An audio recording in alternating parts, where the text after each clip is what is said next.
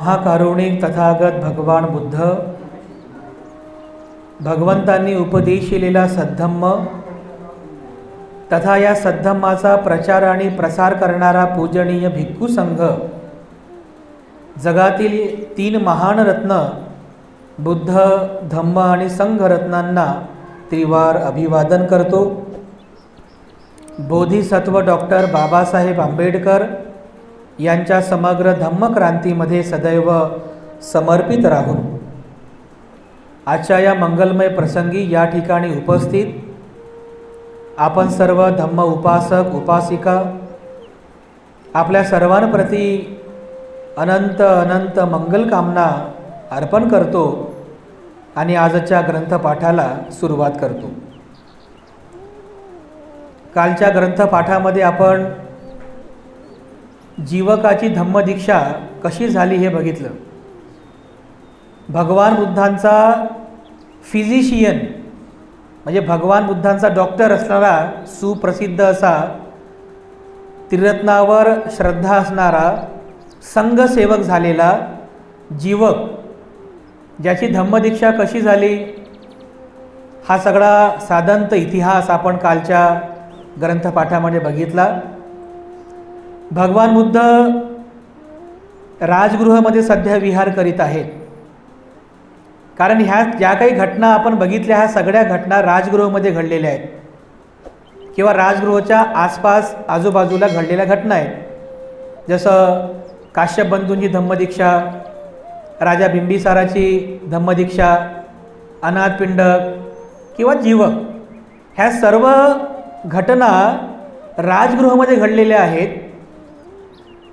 कपिलवस्तूचा त्याग करून भगवान बुद्धांना जवळपास 7 वर्ष झाली होती आणि जेव्हा सारीपुत्त आणि मोग्गलायन यांची धम्मदीक्षा झाली तर धम्मदीक्षा झाल्यानंतर 2 महिने पूर्ण होऊन गेले होते जेव्हा भगवान बुद्ध वेळूवनामध्ये विहार करीत होते. राजा शुद्धोधनाला पुत्राची आठवण झाली तेव्हा राजा शुद्धोधनाने त्यांचा एक सेवक राजसेवक त्याचं नाव होतं कालूदाई, त्या कालूदाईला राजगृहाला पाठवलं वेळूवनामध्ये की जा त्या ठिकाणी जाऊन सिद्धार्थ भगवान बुद्धांना सांग की तुमचे पिताश्री तुमच्या माता ही तुमची आठवण करत आहेत. हा कालूदाई राजसेवक कपिलवस्तू नगरीहून राजगृहाला गेला. राजगृहामध्ये वेळूवनामध्ये असलेले भगवान बुद्ध त्यांना जाऊन भेटला आणि भगवान बुद्धांना अभिवादन करतो आणि भगवान बुद्धांना म्हणतो की भगवान, कपिलवस्तू सोडून आपल्याला 7 वर्ष पूर्ण झालेली आहेत आणि आपले पिताश्री राजा शुद्धोधन आपली आठवण करत आहेत. आपली मातासुद्धा प्रजापती गौतमी आपली आठवण करीत आहेत. तर आपण एकदा तरी कपिलवस्तू नगरीमध्ये यावं आणि आपल्या पिताश्रींची आपल्या मातोश्रींची भेट घ्यावी.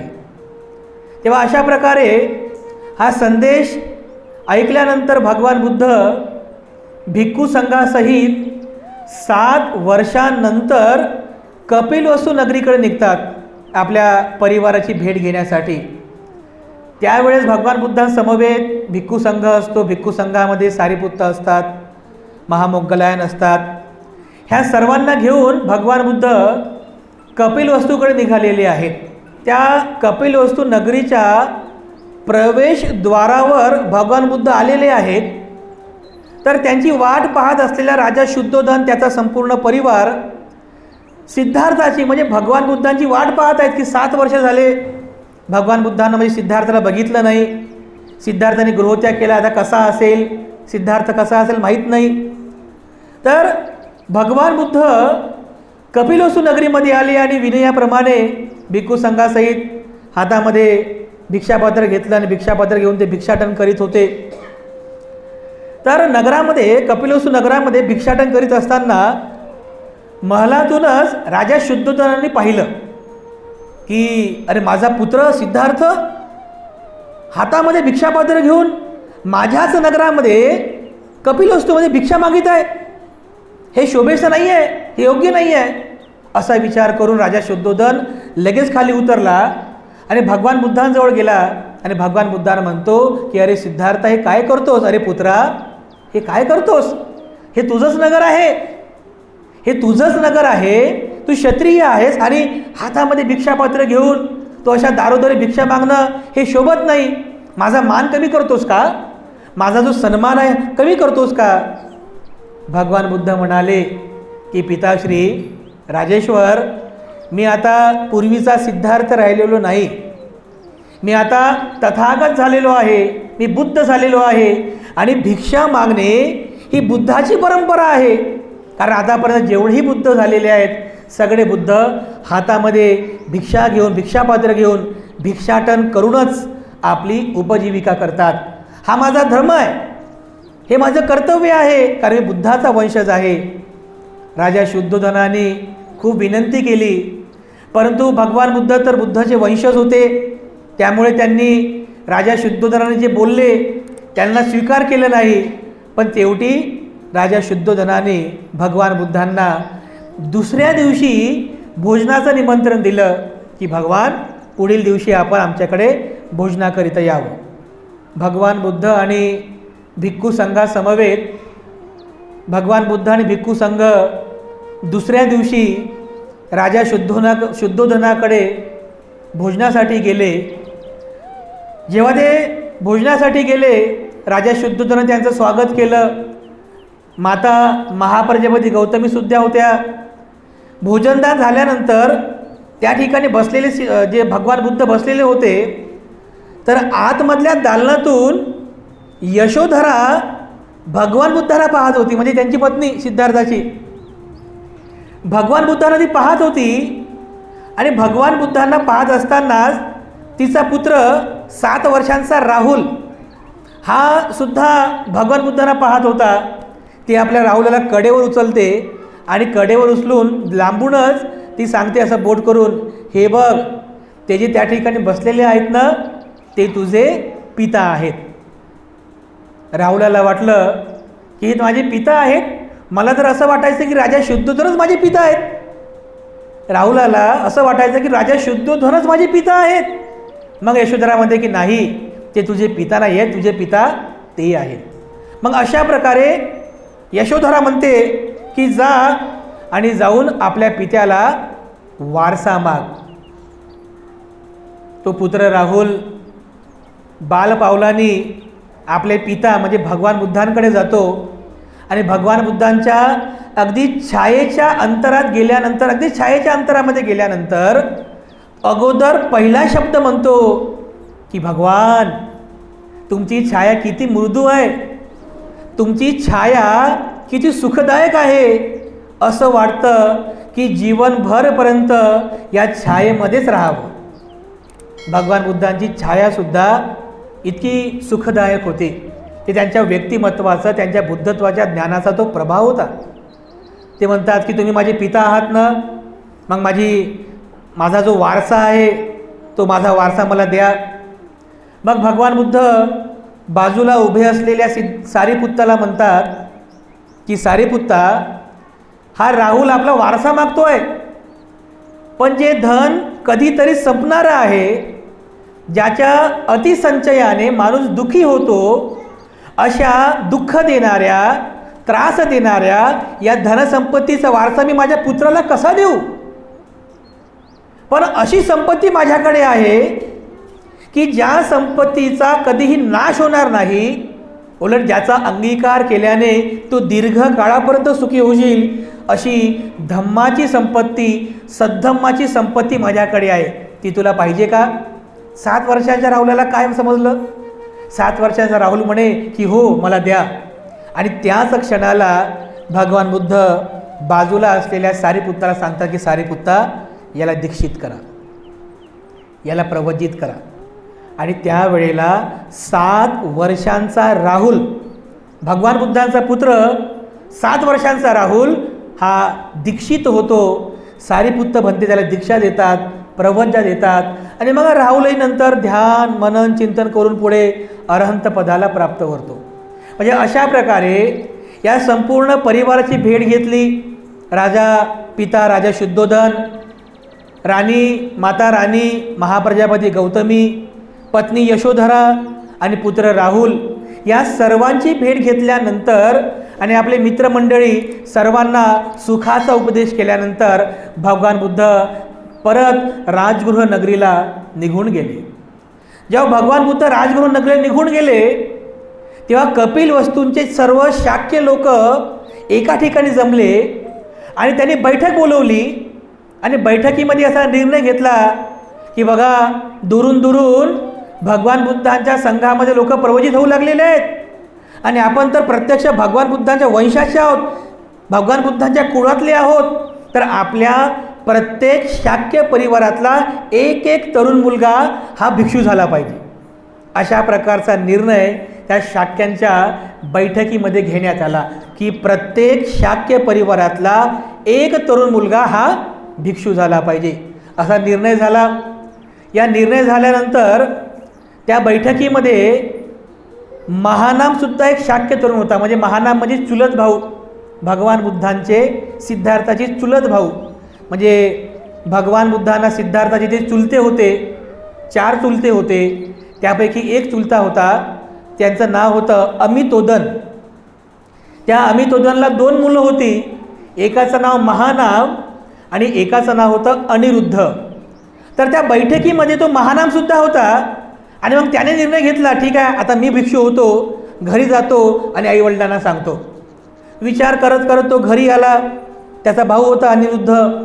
तो महानाम आपल्या भाऊला म्हणजे अनिरुद्धला म्हणतो, हे बघ भाऊ दादा, हे बघ आताच निर्णय झालेला आहे की प्रत्येक शाक्य परिवारातला एक तरुण भिक्षू झाला पाहिजे. मग एकतर मी तरी भिक्षू होतो, नाही तर तू तरी भिक्षू हो, कारण दोघेही भाऊ भिक्षू होऊ शकत नाही ना. एक जण भिक्षू होईल आणि एक जण आईची सेवा करेल. मग एकतर मी तरी भिक्षू होतो किंवा मग तू तरी भिक्षू हो. मग तो अनिरुद्ध म्हणाला महानामला, अरे भाऊ ते मी काही भिक्षू होत नाही म्हणे, ते हातामध्ये भिक्षापात्र घ्या, दारोदारी फिरा, हे काही आपल्याला जमणार नाही, ते तसं साधू संन्यासाचं जीवन आपण जगू शकत नाही, मी बरा संसारीच बरा आहे. तेव्हा तो महानाम म्हणाला, अरे अनिरुद्ध भाऊ ऐक जरा, हे संसारी जीवन किती कामाने भरलेलं आहे, किती त्रासांनी भरलेलं आहे, तुला माहीत आहे? तो म्हणते नाही, मला तर काहीच माहीत नाही. अरे हे संसारी जीवन फार त्रासाने भरलेलं आहे, कामामागे कामं आहेत, मेहनत करावी लागते, खूप अडचणी येतात. तो म्हणते कोणत्या अडचणी आहे, कोणते कामं आहेत? मग महानाम सांगतो, अनिरुद्धा, अगोदर आपल्याला शेत नांगरावं लागते, नांगरणं झाल्यानंतर त्याच्यामध्ये पेरणी करावी लागते, पेरणी झाल्यानंतर त्याला खत द्यावं लागतं, खत द्याल्यानंतर त्याला पाणी द्यावं लागतं, त्याच्यानंतर त्याचं निंदन करावं लागतं, मग ते रोपटे मोठे होतात, त्याची कापणी करावी लागते, त्याची मळणी करावी लागते, त्याला जमा करावं लागते, नंतर त्याला विकावं लागते, मग आपलं पोट भरते. आणि एवढे सर्व कामं झाल्याच्या नंतर परत पुढच्या वर्षी परत नांगरणी करा, परत मग पेरणी करा, परत कापणी करा. अरे भाऊ हे कामं जीवनभरपर्यंत संपत नाही, अरे लई कामं असतात, संसारी जीवन कामाने व्यापलेलं आहे. अनिरुद्धला टेन्शन आलं, अरे खरंच का हो, संसारी जीवन एवढं कठीण आहे, संसारामध्ये एवढे सारे कामं असतात? अरे नाही, ते नांगरणं वगैरे आपल्याकडून जमणार नाही, एक काम करू म्हणे, मी भिक्षू बनतो, तू घरी राहा, मी भिक्षू बनतो, तू घरी राहा. मग 2 भावांमध्ये ठरलं, ठीक आहे, महानाम म्हणे ठीक आहे, तू भिक्षू बन, मी घरी राहतो, आईवडिलांची सेवा करतो. पण विनय होता की जर भिक्षू बनायचं असेल तर आईवडिलांची परमिशन पाहिजे, आहे की नाही? मग हा अनिरुद्ध लगेच आपल्या आईकडे गेला. आईला म्हणतो की माते, मी आता निर्णय घेतलेला आहे की मी भिक्षू होईल आणि महानाम हा तुझी सेवा करण्यासाठी थांबेल. तर आई म्हणाली, आता आईच्या पोटचा गोळानं हा अनिरुद्ध जो होता हा थोडा सुकुमार होता. सुकुमार म्हणजे थोडासा असा नाजूक, म्हणजे एकदम नाजूक, लहानपणापासून एकदम थाटामाटात वाढलेला, लाडामध्ये वाढलेला असतात ना, काही लेकरं लाडात वाढलेले एकदम नाजूक असतात. थोडं काही खाण्यापिण्यामध्ये वर खाली झालं की लगेच बिमार पडतात. थोडंसं ऊन वाढलं, पाऊस वाढला, थोडा मच्छर जरी चावला की लगेच बिमार पडतात. नाजूक लोक आणि नाजूक पोरं असतात.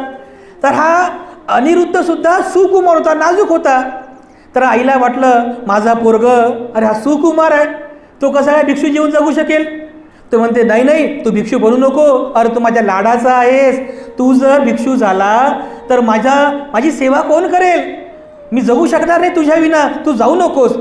पण अनिरुद्ध आपल्या निश्चयावरती ठाम होता, नाही नाही मला भिक्षू बनायचंच आहे, तुम्हाला परवानगी दे. दुसऱ्यांदा विनंती कर, दुसऱ्यांदा पण आई त्याला नकार देते. तिसऱ्यांदा परत विनंती करतो की नाही नाही मला भिक्षू बनायचंच आहे, तुम्हाला परवानगी देते की नाही देत, सांग लवकर.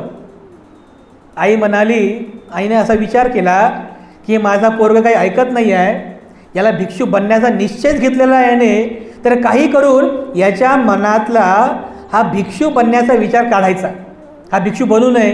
तर ती आयडिया करते आणि त्याला काय म्हणते, ठीक आहे म्हणते, तुला भिक्षू बनायचं ना, एक काम कर, तो जो राजा भद्दीय आहे ना, शाक्यांचा एक राजकुमार होता, तो जो राजा भद्दीय आहे तो जर भिक्षू झाला तर मग मी तुला परवानगी देते. कारण आईला माहीत होतं की एवढा मोठा राजा भिक्षू होणार नाही, आणि तो जर भिक्षू झाला नाही मग माझा पोरगा माझ्याकडेच राहील, हा पण भिक्षू होणार नाही. तो राजा भद्दीय तो जर भिक्षू झाला तरच मग मी तुला परवानगी देते. एवढं म्हटल्याबरोबर हा अनिरुद्ध धावत पळत गेला, राजा भद्दीयकडे गेला आणि राजा भद्दीला म्हणतो, राजा ऐका माझं. म्हणते राजा म्हणाला, काय बोल अनिरुद्धा बोल. मला भिक्षू बनायचं आहे. म्हणजे चांगली गोष्ट आहे, पण माझ्या भिक्षू बनण्यामध्ये तुम्ही अडचण आहात. बरं म्हणे तुला भिक्षू बनायचं आहे, मी कशी काय अडचण केली. नाही म्हणे माझी आई अशी म्हणते की जोपर्यंत राजा भद्दीय म्हणजे तुम्ही येणार नाही तोपर्यंत ती मला परवानगी देणार नाही. अच्छा असं आहे का. अरे मग अनिरुद्धा बघ म्हणते, हे एवढा मोठा राजपाट आहे, हे सगळे महामंत्री मंत्री आहेत, हे सगळं सोडून घरदार सोडून मी कसं काय भिक्षू बनू. ते मला सांगू नका म्हणे तुम्ही, ते मला बाकीचं सांगू नका. भिक्षू बनायचं असेल तर भिक्षू बना आणि मला पण भिक्षू बनवू द्या. अरे अरे अनिरुद्धा एवढं राजपाट सोडून लगेच सोडून जाता येत नाही, थांब जरा. नाही नाही म्हणे थांबत नाही, मला आत्ताच भिक्षू बनायचं आहे म्हणे, मला थांबायचंच नाही, मला आत्ताच भिक्षू बनायचं आहे. अनिरुद्ध म्हणे एक काम कर म्हणे, फक्त 7 वर्ष थांब म्हणे. किती. फक्त 7 वर्ष थांब, मग 7 वर्षापर्यंत मी हे सगळं राजपाट जे आहे हे सगळं त्यागून देतो, आपण दोघं सोबत जाऊन सोबत भिक्षू बनू. नाही नाही म्हणे 7 वर्ष थांबायचं नाही म्हणे, मला आत्ताच भिक्षू बनायचं आहे. मग तो म्हणे बरं 7 वर्ष नाही 6 वर्ष तर थांब. नाही नाही म्हणे 6 वर्ष पण थांबत नाही, मला आताच भिक्षू बनायचं आहे. बरं 5 वर्ष तर थांब. 5ही वर्ष थांबत नाही. असं करता करता 4 वर्ष थांब, 3 वर्ष थांब, 2 वर्ष थांब, 1 वर्ष थांब, तरी अनिरुद्ध ऐकायला तयारच नाही. मला आत्ताच भिक्षू बनायचं आहे, 1 वर्ष पण थांबत नाही. मग 1 वर्षाचं, अरे 6 महिने तर थांब. अरे 6 महिने, तो म्हणजे 6 महिने पण थांबत नाही. शेवटी 2 महिने, 1 महिना आणि शेवटी 15 दिवसांनी गोष्ट आली. 15 दिवसांची गोष्ट 7 दिवसांवर आली. अरे म्हणे त्याने हात जोडले, त्या राजाने असे हात जोडले, अरे 7 दिवस तर थांब, कमीत कमी 7 दिवस. अनिरुद्धाने विचार केला, 7 दिवस काही जास्त नाही आहेत, 7 दिवस काही जास्त नाही. ठीक आहे म्हणे राजा, बघ बरं म्हणे 7 दिवसानंतर मी परत येईल म्हणे, आणि 7 दिवसानंतर आपण दोघे पण जाऊ आणि भिक्षू बनू. तर मग त्या 7 दिवसामध्ये या राजा भद्दीयने त्याच्या हाताखालचे सगळे अधिकार वगैरे दुसऱ्या सुपूर्द केले, सगळा राजपाट सोडून दिला. आणि मग 7व्या दिवशी हा अनिरुद्ध परत आला आणि अनिरुद्ध आणि राजा भद्दीय यांनी ठरल्याप्रमाणे भिक्षू बनण्यासाठी हे राजगृहाकडे निघाले. जेव्हा हे दोघेही राजमहालाच्या बाहेर आले तर त्या राज उद्यानामध्ये आनंद, देवदत्त, भृगू आणि किंबिल हे 4 शाक्य राजकुमार क्रीडा करीत होते, खेळत होते. तर आनंदाने दुरूनच बघितलं की तो शाक्य राजा आणि अनिरुद्ध महलाच्या बाहेर चालले व कुठेतरी निघून चालले बाहेर. त्यांनी हाक दिली, अरे थांबा थांबा, तुम्ही कुठे चालले, कुठे निघाले तुम्ही. तर मग अनिरुद्ध म्हणाला की भाऊ, आम्ही दोघेही जण राजगृहाला वेणुवनाकडे जात आहोत. आम्ही निर्णय घेतलेला आहे की भिक्षू बनावं, ध्यान मनन चिंतन करून सुखी जीवनाचा आनंद घ्यावा. आनंदाला अतिशय आनंद झाला. अरे किती चांगलं आहे हे, तुम्ही दोघेही जण भिक्षू बनत आहात, किती चांगलं आहे हे, किती सुखाचं आहे. अरे मी पण येतो तुमच्यासोबत, मला पण भिक्षू बनायचं आहे. आनंदाने भिक्षू बनायचं म्हटलं की इकडे देवदत्त पण म्हणाला की हो मला पण भिक्षू बनायचं आहे. दोघांचा होकार झाला की लगेच त्यांच्यासोबत असलेले दुसरे शाक्य राजकुमार भृगू आणि किंबिल या दोघांनी पण होकार दिला, तुम्ही दोघं जण भिक्षू बनता, मग आम्ही कसं थांबावं, आम्ही पण भिक्षू बनतो. तर अशा प्रकारे हे 6 जण, राजा भद्दीय, अनिरुद्ध, आनंद, देवदत्त, भृगू आणि किंबिल असे हे 6 शाक्य राजकुमार कपिलवस्तू नगरीहून राजगृहाकडे निघाले प्रवजित होण्यासाठी. जेव्हा ते राजमहालाच्या बाहेर निघाले, नगराच्या बाहेर निघाले, की त्याच वेळेला त्यांची सेवा करणारा उपाली त्यांना भेटला. उपाली हा न्हावी समाजाचा होता. त्यांचे केस कापायचे, केस कर्तन करणे, केशभूषा करणे हे त्याचं काम होतं. न्हावी समाज. ह्या उपाली त्यांना भेटला आणि उपालीने पण विचारलं की शाक्य राजकुमारांनो, तुम्ही कुठे जात आहात? तर त्यांनी सांगितलं की उपाली, आम्ही सगळेजण राजगृहाला निघालेले आहोत भिक्षू बनण्यासाठी, प्रवचित होण्यासाठी. तर तू एक काम कर म्हणे, हे आमच्या अंगावर जे काही सोनं चांदी दागदागिने आहे ते काम कर, तू सगळे हे परत घेऊन जा. तर त्या सर्वांनी आपल्या अंगावरील सोनं दागदागिने जे होते, कारण आता भिक्षू बनायचं आहे, याचं काही आपल्याला काही काम नाही आहे, तर यांनी हे सगळे दागदागिने काढले, एका कपड्यामध्ये सगळे दागदागिने जमा केले, त्याचं गठोडं बांधलं आणि आनंदाने ते गठोडं त्या उपालीकडे दिलं आणि उपालीला म्हणाला की हे बघ उपाली, आम्ही तर भिक्षू बनत आहोत, ह्या सोनं चांदी दागदागिन्यांचं आम्हाला काहीच काम नाही आहे. तू एक काम कर म्हणे, हे जे गठोडं आहे हे परत कपिलवस्तू नगरामध्ये घेऊन जा आणि आम्ही आता निघालो इथून. हे 6 राजकुमार तिथून निघाले, राजगृह नगरीकडे निघाले. हा जो उपाली होता, हा उपाली ते सोन्या चांदीचं दागदागिन्यांचं गाठोडं घेऊन जेव्हा परत कपिलवस्तू नगरीमध्ये महलामध्ये प्रवेश करीत होता, त्यावेळेला त्यांनी असा विचार केला की अरे, हे शाक्य राजकुमार फार रागीट आहेत, फार अहंकारी असतात. ते शाक्य लोक जे होते फार अहंकारी होते, त्यांना आपल्या वंशाचा फार अहंकार होता. तर हा विचार करतो की हे शाक्य लोक हे अहंकारी असतात, फार रागीट असतात. जर मी हे सोनं चांदी दागदागिन्याचं गाठोडं जर घेऊन गेलो तर त्या शाक्यांना असं वाटेल की मी या शाक्य राजकुमारांना मारलं आणि ते सोनं चांदी हिसकावून घेतलं, तर हे शाक्य लोक मला मारतील, मला दंड करतील. अरे अरे, मी जाता कामा नये, मी परत जर गेलो तर मला दंड करतील, त्यापेक्षा मी पण परत का जाऊ नये, मी पण भिक्षू का बनू नये, असा विचार करून न्हावी समाजाचा तो जो उपाली होता त्याने ते सोन्याचं गाठोडं एका झाडाला बांधलं आणि मनातल्या मनात असा विचार केला, हे ज्याला मिळेल ते त्याचं. मनातल्या मनात विचार केला, हे ज्याला मिळेल हे त्याचं, असा विचार करून तोही परत आला, त्यांच्या मागे मागे चालू लागला. आनंदाने बघितलं, अरे उपाली, तुला तर आम्ही ते सोनं चांदी घेऊन परत तुला कपिलवस्तू नगरीला पाठवलं होतं, तू परत का आलास? तर त्याने ती सगळी हकीकत सांगितली आणि मनामध्ये भिक्षू बनण्याचा विचार आलेला आहे हे सुद्धा सांगितलं. आनंद खुश झाले, आनंदी झाले. अरे, खूप सुखदायक आहे, खूप चांगला विचार केला असतो. तर अशा प्रकारे हे 6 राजकुमार आणि तो न्हावी समाजाचा उपाली हे 7 जण तिथून कपिलवस्तू नगरीहून निघाले राजगृह नगरीकडे. त्यावेळेला शास्ता म्हणजे भगवान बुद्ध वेळूवनामध्ये विहार करीत होते.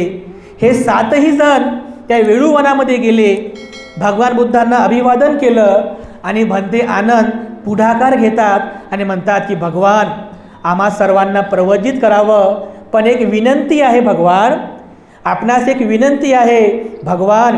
हा जो उपाली आहे, या उपालीने जीवनभरपर्यंत आमची सेवा केली. हा जो उपाली आहे याने जीवनभरपर्यंत आमची केश कर्तन केलं, केशभूषा केली, आमची जीवनभर सेवा केली. आम्ही शाक्य लोक फार अहंकारी असतो. तो स्वतःच म्हणतो की आम्ही जे शाक्य लोक फार अहंकारी असतो, तुम्ही जर याला अगोदर दीक्षा दिली तर आम्ही सगळेजण त्याला वंदन करू, कारण नियम आहे, विनय आहे. वयाने कोणी मोठा राहत नाही.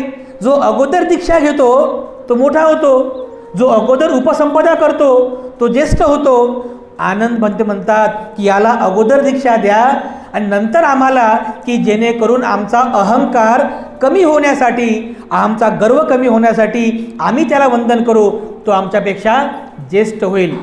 अशा प्रकारे भगवान बुद्धांनी त्यावेळेला अगोदर उपाली, त्या न्हावी समाजाच्या उपालीला प्रवज्जा दिली, दीक्षा दिली आणि त्यानंतर हे बाकीचे जे 6 शाक्य राजकुमार होते यांना दीक्षा दिली. आणि अशा प्रकारे हा उपाली या सर्व राजकुमारांपेक्षा ज्येष्ठ झाला. अशा प्रकारे अहंकार कमी करण्यासाठी आनंद भंते यांनी केलेली जी विनंती होती अगदी त्याचप्रमाणे भगवान बुद्धांनी केलं. हे जे 6 राजकुमार होते, या 6 राजकुमारापैकी भंते आनंद जे भगवान बुद्धांचे उपस्थापक झाले, जीवनभरपर्यंत सेवा केली. जे देवदत्त होते, देवदत्त यांनी जीवनभर भगवान बुद्धांचा विरोध केला, भगवान बुद्धांना अनेक वेळेस मारण्याचा प्रयत्न केला. अनिरुद्ध जे होते हे अनिरुद्धसुद्धा प्रतिभा संपन्न झाले, म्हणजे सर्व प्रकारची धम्म प्रतिभा त्यांच्यामध्ये उत्पन्न झाली. आणि असं म्हणतात की जेव्हा भगवान बुद्धांचं महापरिनिर्वाण झालं होतं त्यावेळेला की बुद्ध हे महापरिनिर्वाणाला प्राप्त झालेले आहेत अशी घोषणा अनिरुद्धानं अगोदर पहिल्यांदा केली होती. मग त्यानंतर आनंदाने सर्व लोकांना सांगितलं. एवढे प्रतिभा संपन्न अनिरुद्ध झाले. बाकी शाक्य राजा भद्दीय, भृगु, किंबिल हे सगळे भिक्षू झाले. अशा प्रकारे भगवान बुद्धांच्याच परिवारातील, त्यांच्या शाक्य कुळातील हे सर्व राजकुमार भिक्षू झाले. तो जो उपाली होता, जरी तो न्हावी समाजाचा असेल, केस कापणारा समाज, खालच्या जातीतला असेल, पण तरी बघा भगवान बुद्धांनी त्याला किती मोठा मान दिला. भगवान बुद्धांनी या घटनेमधून हे सिद्ध केलं की मनुष्य हा जातीमुळे मोठा होत नाही, कोणताच मनुष्य हा जन्मामुळे मोठा होत नाही. अमुक एखाद्या जातीत जन्मास आल्यामुळे, अमुक एखाद्या धर्मात, संप्रदायात, घरामध्ये अमुक एका आईच्या पोटी जन्मास आल्यामुळे कोणी श्रेष्ठ होत नाही, कोणी मोठा होत नाही, महान होत नाही. तो जे कर्म करतो त्या कर्मानुसारच तो व्यक्ती ज्येष्ठ होत असतो, महान होत असतो. हे भगवान बुद्धांनी सिद्ध करून दाखवलं उपालीची प्रवज्ञा देऊन. म्हणजे अशा प्रकारे भगवान बुद्धांनी त्यावेळेस असलेल्या त्या उच्च नीचतेच्या त्या विचाराला तिलांजली दिली. हे या घटनेतून सिद्ध होते.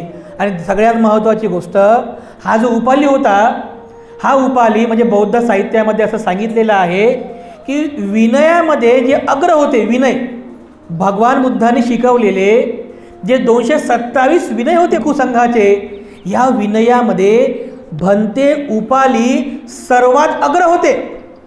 भगवान बुद्धांनी त्यांची प्रशंसा केली. भगवान बुद्ध म्हणतात की विनयामध्ये अग्र असणारे भंते उपाली आहेत. म्हणजे बघा, खालच्या जातीत जरी जन्मास आला असेल तरी भंते उपाली ध्यान, मनन, चिंतन करून अरहंत पदाला प्राप्त झाले आणि भगवान बुद्धांच्या विनयामध्ये अग्र झाले. जेव्हा भगवान बुद्धांच्या महापरिनिर्वाणानंतर बौद्ध धम्म आणि विनय यांचं शुद्ध स्वरूपामध्ये संगायन करण्यासाठी राजगृहामध्ये बौद्ध धम्माची पहिली धम्म परिषद धम्मसंगीती संपन्न झाली. या धम्मसंगीतीमध्ये भंते उपाली यांनी पुढाकार घेऊन भगवान बुद्धांच्या सर्व विनयाचं संगायन केलं. एवढे महान प्रतिभा संपन्न विनयधारी भंते उपाली होते. म्हणजे अशा प्रकारे भगवान बुद्धांनी भंते उपाली यांना जी दीक्षा दिली, प्रवज्ञा दिली, हे सिद्ध झालं की भगवान बुद्ध हे समतामूलक होते. एका प्रसंगामध्ये भगवान बुद्ध सांगतात की भिक्खूंनो, आपला जो संघ आहे हा संघ एका महासागराप्रमाणे आहे. ज्याप्रमाणे वेगवेगळ्या मार्गाने परदेशातून आलेल्या नद्या त्या महासागरामध्ये समरूप होतात, समाहित होतात, अगदी त्याचप्रमाणे विविध मार्गाने, विविध जातीतून, विविध संप्रदायातून तुम्ही सगळेजण या संघामध्ये आलेले आहात आणि महासागराप्रमाणे तुम्ही सगळे समाहित झालेले आहात. तुमची जात राहत नाही, संप्रदाय राहत नाही, तुमचं कोणताही पंथ राहत नाही. अशा प्रकारे भगवान बुद्धांनी भिक्खू संघाला महासागराची उपमा दिलेली आहे. एवढा समतामूलक संदेश भगवान बुद्धांनी दिला. आज जी आपण घटना या ठिकाणी बघितली, शाक्य राजकुमार, जे शाक्य वंश, त्या शाक्य वंशातले राजकुमार आणि उपाली जो न्हावी समाजाचा होता, यांच्या धम्मदीक्षेच्या या इतिहासावरून भगवान बुद्धांचा समताभाव किती सुस्पष्ट होता हे तुमच्या सर्वांच्या लक्षात येईल. अशा प्रकारे भगवान बुद्धांनी या 6 राजकुमार आणि न्हावी समाजाचा उपाली यांना धम्मदीक्षा दिली, प्रवज्ञा दिली आणि अशा पद्धतीने त्यांनी भगवान बुद्धांनी समतेचा संदेश या जनतेला दिलेला आहे. आज या ग्रंथपाठामधून आपण हा धम्मदीक्षेचा प्रेरणादायी इतिहास आपण सर्वांनी बघितला. शाक्य वंशामध्ये भगवान बुद्धांनी म्हणजे शाक्य वंशातील राजकुमारांची धम्मदीक्षा कशी झाली आणि उपाली नावी यांची धम्मदीक्षा कशी झाली, हा सर्व इतिहास आपण या ठिकाणी बघितला. तेव्हा मी पुनश्च एकदा आपल्या सर्वांप्रती मंगलकामना अर्पण करतो. आपल्या सर्वांना आयुष्य, वर्ण, सुख आणि बल प्राप्त व्हावं अशी मंगलकामना अर्पण करून तथागतांच्या आशीर्वाद गाथेने आजचा धम्मसंस्कार समाप्त करतो. अभिवादनशीलिस्स नित्यं वड्ढापचायिनो चत्तारो धम्मा वड्ढन्ति आयुवन्नो सुखं बल.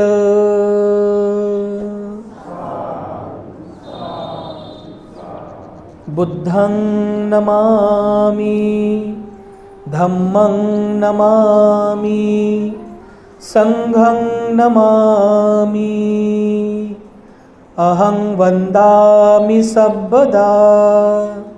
सर्वांचं मंगल हो. भवतु सब मंगलम. सुखी